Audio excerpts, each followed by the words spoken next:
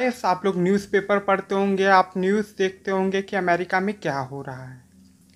America एक तो सबसे बड़ा कोरोना का केंद्र बना हुआ, कोरोना का सेंटर बना रहा हुआ है, जिसमें सबसे ज़्यादा अमेरिका के पास मौतें भी हैं और केस भी कोरोना के। लेकिन जो दूसरी सबसे बड़ी चीज़ चल रही है, जिसमें डोनाल्ड ट्रंप की सरकार को भी हिला दिया है, वो ये कि अमेरिका में दंगे हो रहे हैं। जी हाँ, अमेरिका में दंगे हो रहे हैं, राइट्स हो रही है, जो कि 100 से भी ज़्यादा शहरों में फैल चुके हैं। उसके बाद गवर्नमेंट को कंट्रोल करने के लिए नेशनल गार्ड्स को लगाना पड़ा ताकि इन दंगों को कंट्रोल किया जाए। फिर भी ये प्रोटेस्ट नहीं रुक रहे हैं और जॉर्ज फ्लॉयड के लिए ये लोग इंसाफ मांग रहे हैं। जॉर्ज फ्लॉयड कौन है और ये क्या कहते हैं, ये पुलिस के विद्रोह क्यों कर रहे हैं, पुलिस के खिलाफ विद्रोह प्रदर्शन क्यों कर रहे हैं, गवर्नमेंट के खिलाफ विद्रोह प्रदर्शन क्यों कर रहे हैं, एक्चुअली में ये पूरा केस है क्या। तो हम शुरुआत करते कि केस में हुआ क्या था। तो आइए 25 मई 8 से 8:30 बजे के लगभग मिनेपोलिस मिनेसोटा यूएसए में एक ब्लैक जॉर्ज फ्लॉयड को गला पकड़ के, मतलब अपने घुटनों से उसे जमीन पे लिटाते हुए, दबोचते हुए उसकी गर्दन पे घुटना रख रखा था एक पुलिस ऑफिसर, इंस्पेक्टर ने, जिनका नाम था डेरेक चवेन। डेरेक ने ऐसा किया, दबोचते हुए उसका गर्दन, जिसकी वजह से चोक हुई, इधर उससे अपना घुटना रख रखा था जिसकी वजह से उसकी गर्दन चोक हुई, सांस लेने में प्रॉब्लम हुई। वो चिल्लाता रहा, please I can't breathe, don't kill me, oh mother mama save me. Derek ने नहीं सुना और उसकी जान चली गई। विंड पाइप चोक हो गया और उसकी जान चली गई।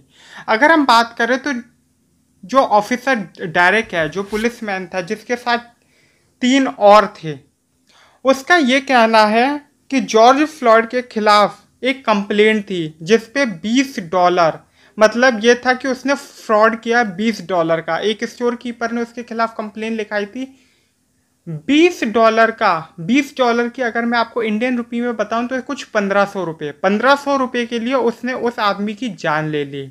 अगर हम कहें तो फिर लोग कह सकते हैं बड़ी आसानी से कि ये इसमें पुलिस की चूक हो गई होगी, या फिर बहुत से लोग ये भी कह सकते हैं कि पुलिस ने मारा होगा।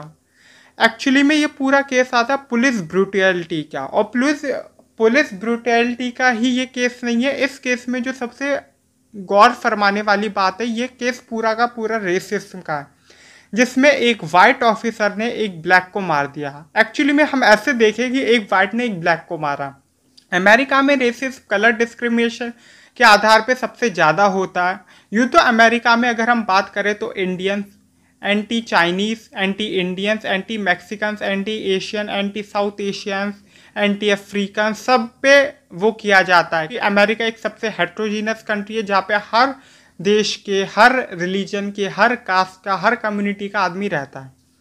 तो उसमें सबसे ज़्यादा एंटी भावना भी है। इस वीडियो को शूट कर लिया था लोकल आदमियों ने अपने स्मार्टफोन के कैमरा से। जब स्टेट में ये दिखाया गया, मतलब कोर्ट रूम में, तो फिर जब पुलिस ने देखा, उनके हायर ऑफिशियल्स ने, तो फिर उन्हें स्टोर का कैमरा भी दिखाया गया और इस वीडियो के सामने आते ही उसे फायर कर दिया गया, मतलब उन चारों को निकाल दिया गया। 26 मई मिनेपोलिस सेंट पॉल प्लीज एक शांतिपूर्ण तरीके से प्रोटेस्ट हो रहा था, जिसमें वो धीरे धीरे करके शाम तक वो एक खतरनाक विद्रोह प्रदर्शन बन गया और 2 स्टोर्स को जला दिया गया।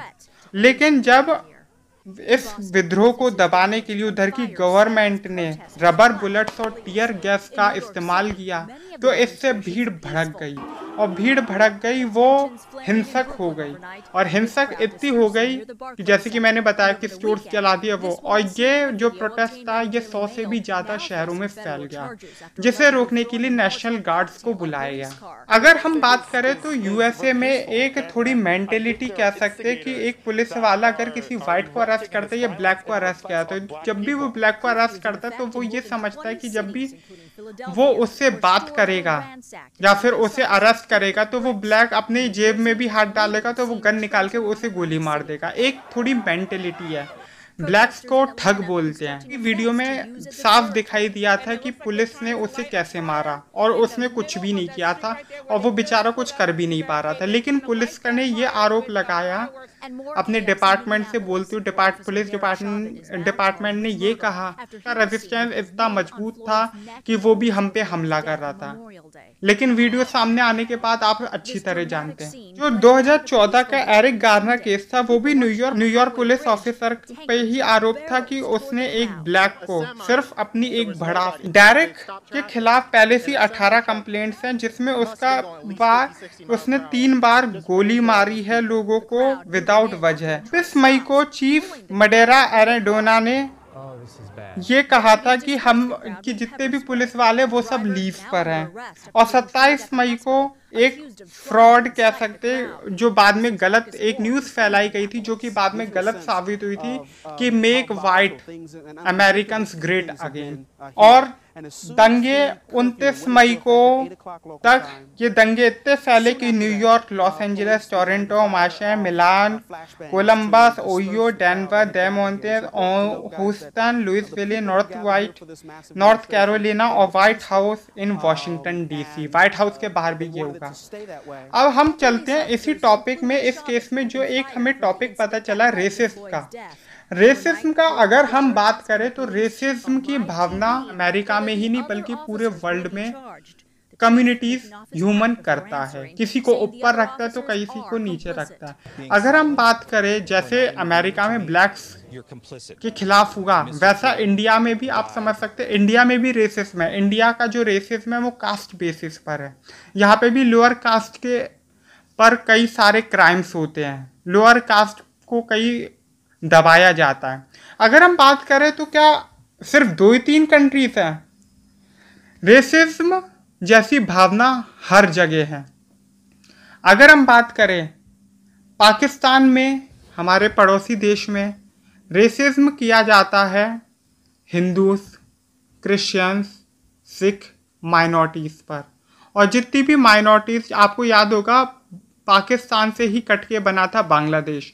कई सारे बांग्लादेशी पाकिस्तानी जो वापस पाकिस्तान जाना चाहते थे, पाकिस्तान आज भी उन पे रेसिज्म करता है। उसी तरह नॉर्थ कोरिया और साउथ कोरिया एक जो सबसे बड़े होमोजीनियस कंट्री है। मतलब नॉर्थ कोरिया और साउथ कोरिया दोनों में लोग कोरियंस हैं, दोनों में लोग कोरियन बोलते हैं। फिर भी साउथ कोरिया में जो है लोग नॉर्थ कोरिया से चिढ़ते हैं। जापान यूँ तो हर फॉरेन नेशनल्स के साथ थोड़ा रेसिज्म शो करता है, चिढ़ता है, लेकिन उसके बावजूद भी जो सबसे खुंदस जो सबसे ज़्यादा वो चिढ़ता है वो अमेरिकन से चिढ़ता है।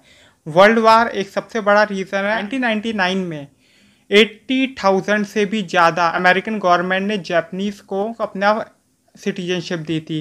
वहीं 1999 में सिर्फ 19 अमेरिकन को जापानीज़ गवर्नमेंट की तरफ से सिटीजनशिप दी गई थी।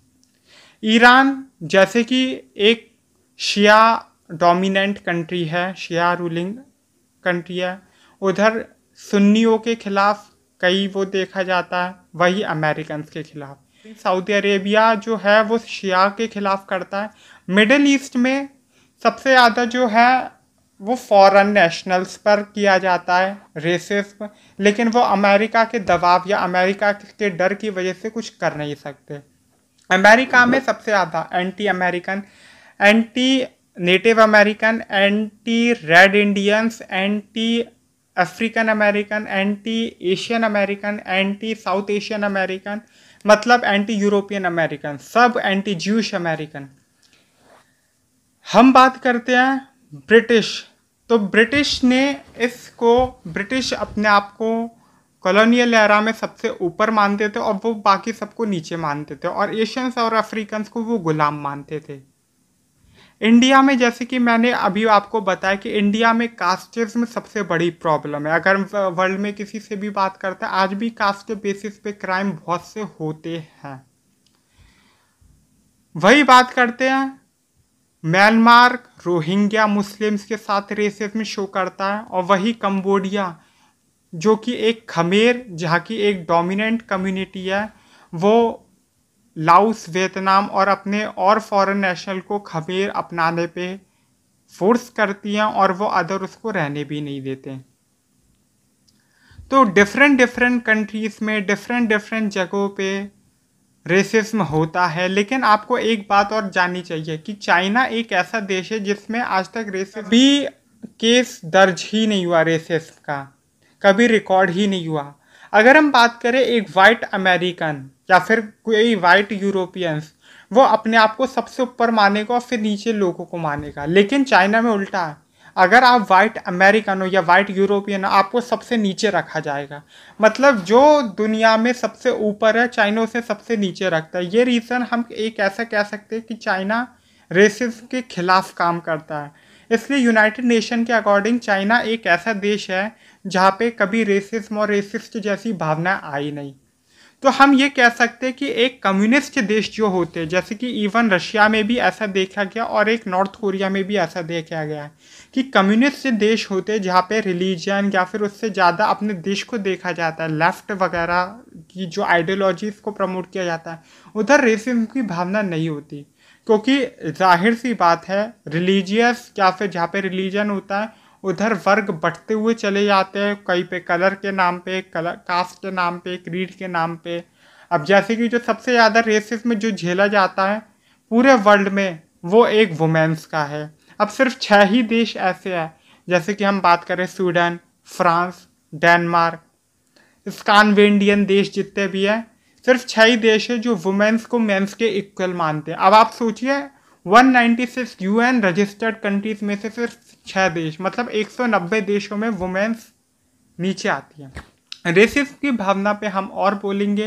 एक नया टॉपिक लेकर आए थे। मेन इस टॉपिक का जो था वो जॉर्ज फ्लॉयड का केस लोगों को बताना था कि जॉर्ज फ्लॉयड का केस है क्या, जो कि आजकल ट्रेंडिंग पे चल रहा है।